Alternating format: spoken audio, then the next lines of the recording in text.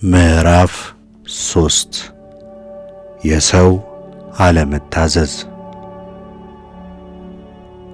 እባብም እግዚአብሔር አምላክ ከፈጠራቸው ከምድር አራዊት ሁሉ ይልቅ ተንኰለኛ ነበር።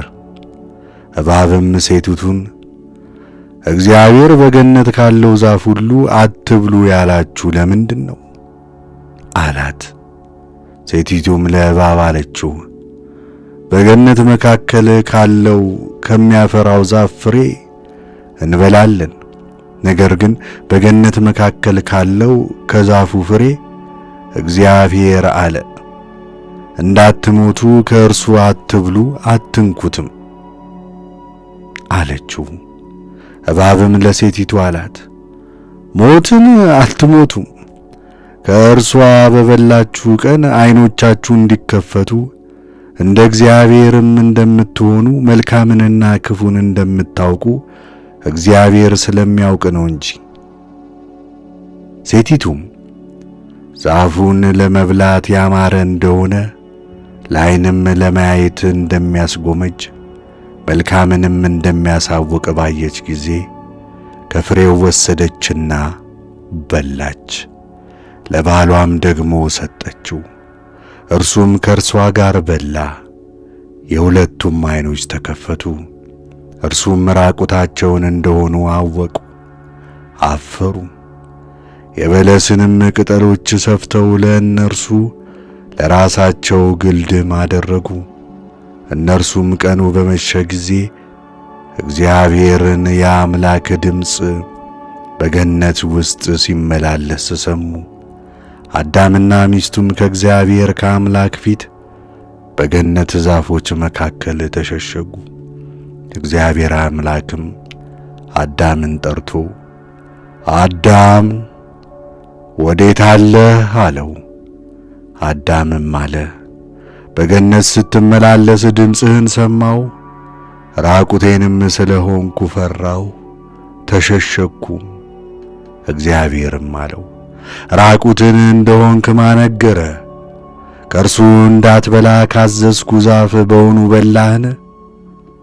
አዳምም አለ፣ ከእኔ ጋር እንድትሆን የሰጠኸኝ ሴት እርሷ ከዛፉ ሰጠችኝና በላሁ። እግዚአብሔር አምላክም ሴቲቱን ይህንን ለምን አደረግሽ አላት። ሴቲቱም አለች፣ እባብ አሳሳተኝና በላሁ።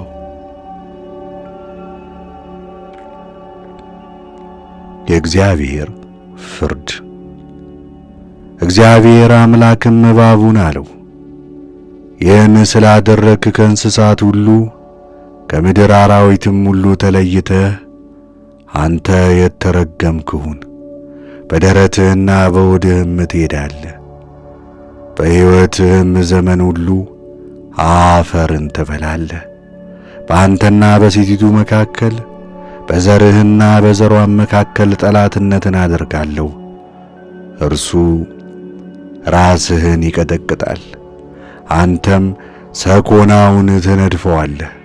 ለሴቲቱም እግዚአብሔር አላት፣ ጭንቅሽን እጅግ እጅግ አበዛዋለሁ። ለጭንቅ ትወልጃለሽ፣ ከወለድሽም በኋላ ፈቃድሽ ወደ ባልሽ ይሆናል፣ እርሱም ይገዛሻል። እግዚአብሔርም አዳምን አለው፣ የሚስትህን ቃል ሰምተሃልና ከእርሱ እንዳትበላ ካዘዝኩ ከዚያ ዛፍም በልተሃልና ምድር በሥራህ የተረገመች ትሁን። በሕይወት ዘመንህም ሁሉ በድካም ከእርሷ ትበላለህ። እሾህንና አሜኬላን ታበቅልብሃለች፣ የምድርንም ቡቃያ ትበላለህ። ወደ ወጣህበት መሬት እስክትመለስ ድረስ በፊትህ ወዝ እንጀራህን ትበላለህ፣ አፈር ነህና ወደ አፈርም ትመለሳለህ። አዳምም ለሚስቱ ሔዋን ብሎ ስም አወጣ፣ የሕያዋን ሁሉ እናት ናትና። እግዚአብሔር አምላክም ለአዳምና ለሚስቱ የቁርበትን ልብስ አደረገላቸው፣ ለበሳቸውም። አዳምና ሔዋን ከገነት እንደወጡ እግዚአብሔር አምላክም አለ፣ እነሆ አዳም መልካምንና ክፉን ለማወቅ ከእኛ እንዳንዱ ሆነ።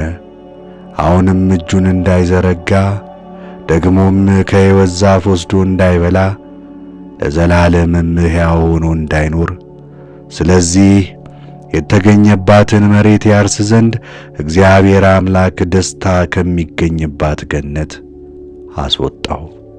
አዳምንም አስወጣው፣ ደስታ በሚገኝባት በገነት አንጻርም አኖረው። ወደ ሕይወት ዛፍ የሚወስደውንም መንገድ ለመጠበቅ የምትገለባበጥ የነበልባል ሰይፍ በእጃቸው የያዙ ኪሩቤልን አዘዛቸው።